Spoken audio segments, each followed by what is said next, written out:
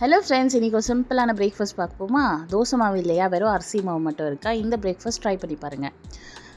எண்ணெய் ஊற்றிட்டு கொஞ்சமாக கடுகு, சீரகம், கடலப்பருப்பு, உளுத்தப்பருப்பு தேவைப்பட்டால் போட்டுக்கோங்க. நல்லா பொடியை நறுக்கின வெங்காயத்தை போட்டு ஃப்ரை பண்ணிக்கோங்க.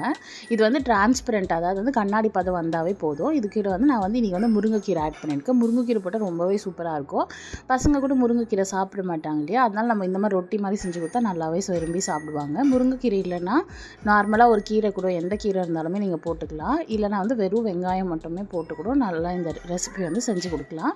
இந்த ஸ்டேஜில் இங்கே பச்சை மிளகா வேணும்னா கூடமே நான் பச்சை மிளகா போடல, சட்னியில் கொஞ்சம் காரம் சேர்த்து ஆட் பண்ணிக்கிறேன். இப்போ அரிசி மாவு நம்ம இதெல்லாம் உப்பு எல்லாமே போட்டு ஃப்ரை பண்ண அப்புறமா கேஸ் ஆஃப் பண்ணிவிட்டு அரிசி மாவு போட்டுக்கோங்க. அந்த சூட்லேயே லைட்டாக அதை நம்ம ரோஸ்ட் பண்ணி எடுத்துக்கிறோம். இது வறுவிடணும் எதுவுமே கிடையாது.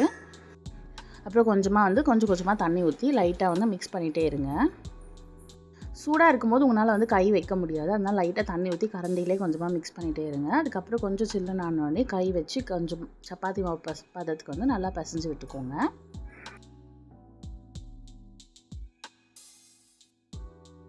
லைட்டாக உங்களுக்கு சூடு தெரிஞ்சுன்னா கொஞ்சமாக கையில் எண்ணெய் தடவிட்டு பிசைஞ்சு விட்டுக்கோங்க.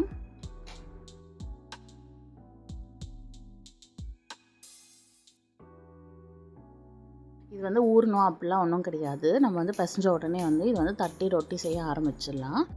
இந்த மாதிரி அவ்வளோ சாஃப்டாக இருக்கணும் மாவு. ரொம்ப சாஃப்டாக பண்ணிட்டா கூட உங்களுக்கு தட்டி திருப்பி போடும்போது கஷ்டமாக இருக்கும், பிஞ்சு பிஞ்சு வந்துடும். அதனால் இந்த மாதிரி ஒரு சப்பாத்தி மாவு பாத்திரத்துக்கே கரெக்டாக எடுத்துக்கோங்க. இப்போ ஒரு சப்பாத்தி கல் மேலே இல்லைனா ஒரு பிளேட் உல்ட்டா திருப்பி போட்டுட்டு அது மேலே இந்த மாதிரி ஒரு கவர் எடுத்துக்கோங்க. நார்மலாக ஒரு கவரில் எண்ணெய் தேய்ச்சிட்டு இந்த மாதிரி ரொட்டி நல்லா தட்டி விட்டுக்கோங்க.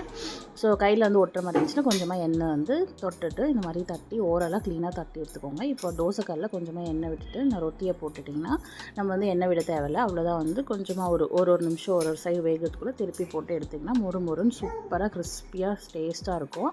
இதுக்கு தேங்காய் சட்னி அட்டகாசமாக இருக்கும் இந்த காம்பினேஷன்.